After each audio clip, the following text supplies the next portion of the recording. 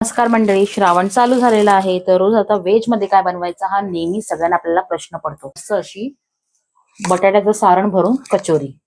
हे मी अर्धा किलो इतका असा मैदा घेतलेला आहे. त्यात मीठ घालते, थोडासा ओवा आणि कलोंजी, मोहनसाठी तूप.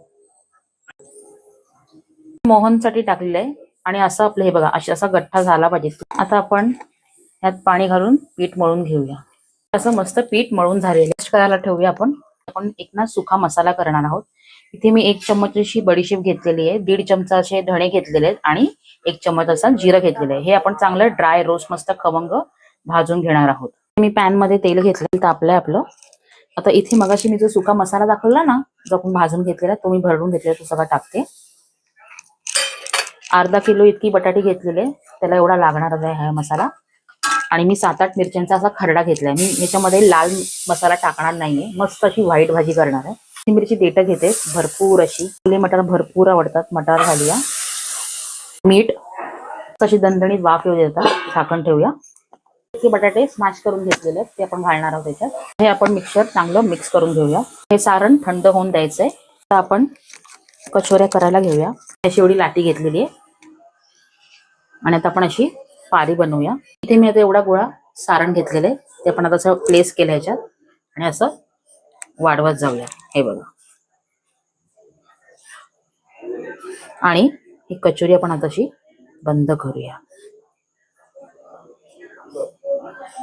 अशी बंद केल्यानंतर हलकी अशी प्रेस करूया. इथे आपली अशी मस्त अशी मिनी कचोरी तयार झाली. अशा मी आता करून घेणार आहे. समोसे तर आपण नेहमीच करतो, पण मी आज विचार केला चला आपण कचोरी करून बघूया. त्याच सारणाने आपण तळत टाकूया. मीडियम फ्लेम वरती करायची आहे. इथे आपल्या मस्त अशा कचोऱ्या तयार झाल्यात, मस्त अशा क्रिस्पी झालेल्या आहेत. ही बघा, आहा, हे बघा, मस्त अशी मटार कचोरी तयार आहे.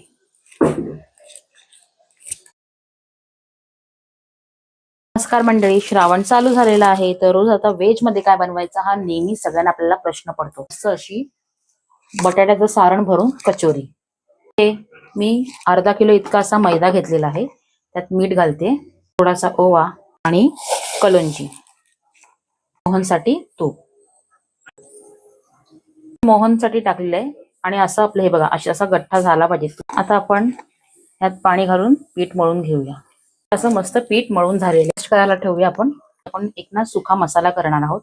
इथे मी 1 चम्मच अशी बडीशेप घेतलेली आहे, 1.5 चमचा असे धणे घेतलेले आहेत आणि 1 चम्मच असा जिरं घेतलेलं आहे. हे आपण चांगलं ड्राय रोस्ट मस्त खमंग